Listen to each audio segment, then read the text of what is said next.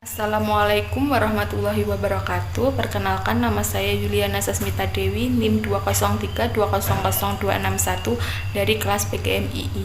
Di sini saya akan mempresentasikan tentang materi motivasi.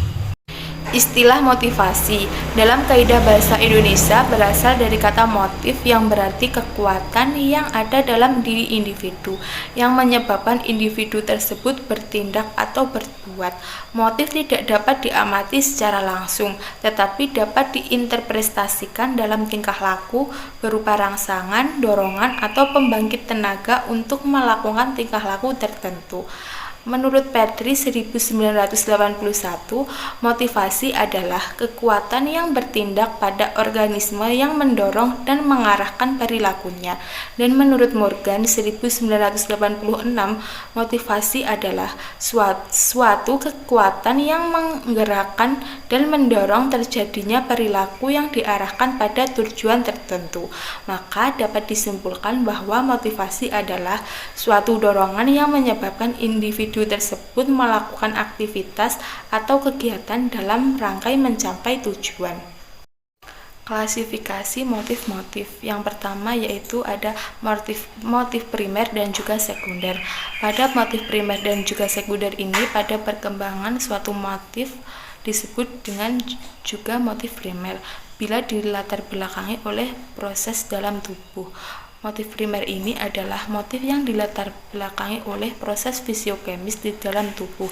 Artinya, motif ini bergantung pada keadaan fungsi kerja alat atau organ-organ tubuh secara normal dalam proses-proses yang dilakukan oleh tubuh dalam upaya untuk mempertahankan kondisi internal tubuh yang termasuk pada golongan primer adalah motif lapar, haus, istirahat. Contohnya, ketika saya sedang perjalanan jauh, saya merasa ingin istirahat dan sering lapar.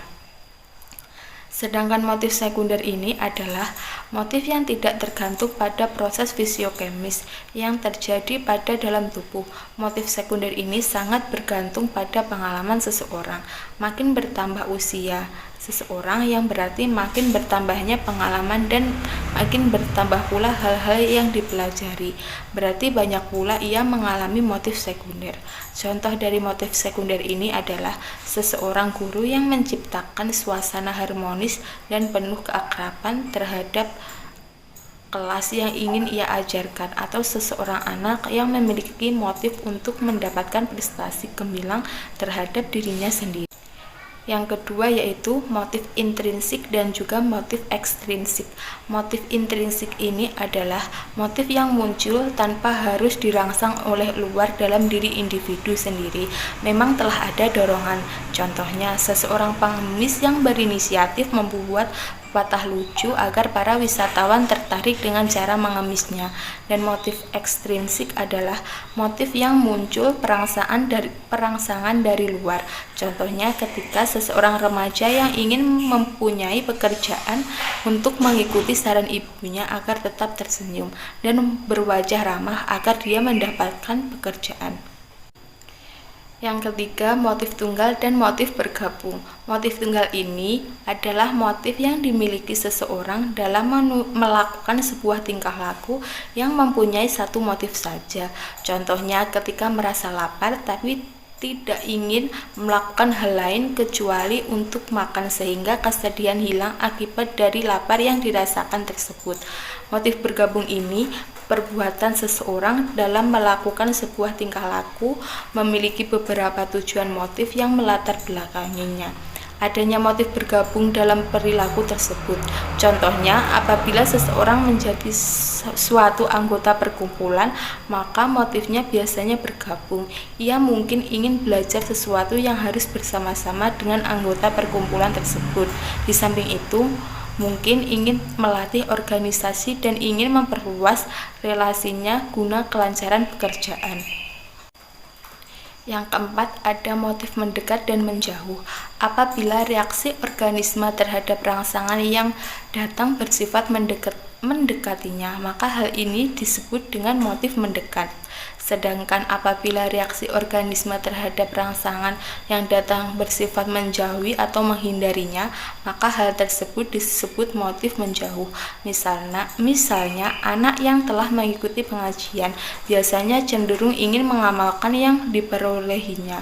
Dan kalau motif menjauh, contohnya anak yang mendapatkan penyuluhan tentang bahaya rokok, maka ia cenderung menghindari merokok karena telah tahu dampaknya. Yang kelima, ada motif sadar dan tidak sadar. Motif sadar adalah motif yang muncul dan kita tahu alasannya mengapa kita ingin melakukan hal tersebut. Contohnya, ada anak yang mau ulangan harian. Mereka belajar dengan keras agar mendapatkan nilai yang terbaik dan mengerjakan dengan mudah. Dan motif tidak sadar adalah dorongan dari entah dari mana datangnya, tiba-tiba muncul begitu saja dan tidak tahu alasannya. Contohnya, seorang anak yang tengah bersepeda di jalan dan ada anak lain yang mendahulunya secara tidak sadar, padahal itu bukan untuk sebuah perlombaan. Faktor-faktor motivasi. Faktor-faktor yang mempengaruhi motivasi sebagai proses psikologi dalam diri seseorang akan dipengaruhi oleh beberapa faktor. Yang pertama yaitu ada faktor internal. Faktor internal ini yang dapat mempengaruhi pemberian motivasi pada seseorang, antara lain keinginan untuk dapat hidup, keinginan untuk dapat memiliki, keinginan untuk memperoleh penghargaan, keinginan untuk memperoleh pengakuan, dan juga keinginan untuk berkuasa. Dan yang kedua ada faktor eksternal. Faktor eksternal ini juga tidak dapat kalah perannya dalam melemahkan motivasi kerja seseorang. Faktor-faktor eksternal itu meliputi kondisi lingkungan kerja, kompensasi yang memandai, supervise yang baik, adanya jaminan pekerjaan, status dan tanggung jawab, dan juga peraturan yang fleksibel. Tujuan dari motivasi. Yang pertama, mendorong manusia untuk berbuat. Motivasi dalam hal ini merupakan motor penggerak dari setiap kegiatan yang akan dikerjakan. Yang kedua ada menentukan arah perbuatan, yaitu ke arah tujuan yang hendak dicapai, sehingga motivasi dapat memberikan arah dan kegiatan yang harus dikerjakan sesuai dengan rumusan tujuannya. Dan yang ketiga ada menyeleksi perbuatan, yaitu menentukan perbuatan-perbuatan apa yang harus dikerjakannya, serta guna mencapai tujuan dengan menyisihkan perbuatan-perbuatan yang tidak bermanfaat bagi tujuan tersebut. Teori-teori motivasi. Yang pertama yaitu ada teori naluri, bahwa manusia mempunyai 3 dorongan nafsu pokok. Dalam hal ini disebut juga dengan naluri, yaitu dorongan nafsu naluri mempertahankan diri, dorongan nafsu naluri mengembangkan diri, dan juga dorongan nafsu naluri mengembangkan atau mempertahankan jenis. Menurut teori ini, untuk memotivasi seseorang harus berdasarkan naluri yang mana yang akan dituju dan akan dikembangkan. Yang kedua yaitu ada teori reaksi yang dipelajari. Teori ini berpandangan bahwa tindakan atau perilaku manusia tidak berdasarkan naluri, tetapi berdasarkan pola tingkah laku yang dipelajari dari kebudayaan di tempat orang itu hidup. Orang belajar paling banyak dari lingkungan kebudayaan di tempat ia hidup dan dibesarkan.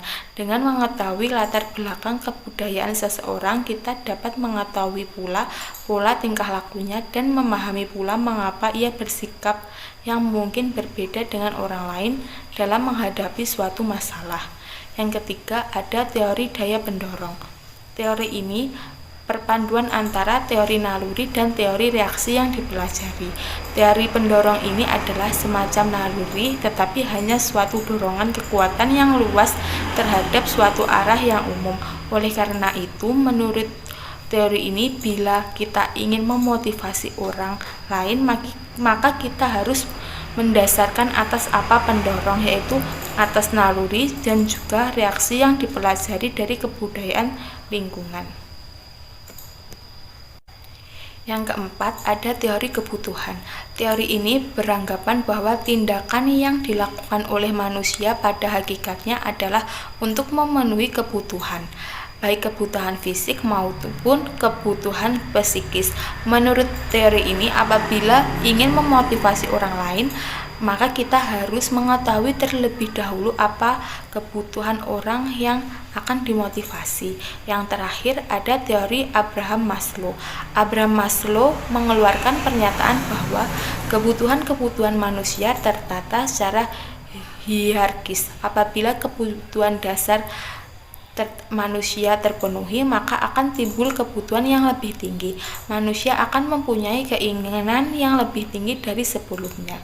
Demikian seterusnya. Sebagai seorang pakar psikologi, Maslow mengemukakan ada 5 tingkatan kebutuhan pokok manusia. Kelima kebutuhan ini menjadi kunci dalam mempelajari motivasi manusia. Adapun kelima tingkatan tersebut yaitu kebutuhan fisiologis, kebutuhan rasa aman dan perlindungan, kebutuhan sosial, kebutuhan akan penghargaan, dan kebutuhan akan aktualisasi diri. Sekian penjelasan dari saya. Bila ada kurangnya, saya mohon maaf. Wassalamualaikum warahmatullahi wabarakatuh.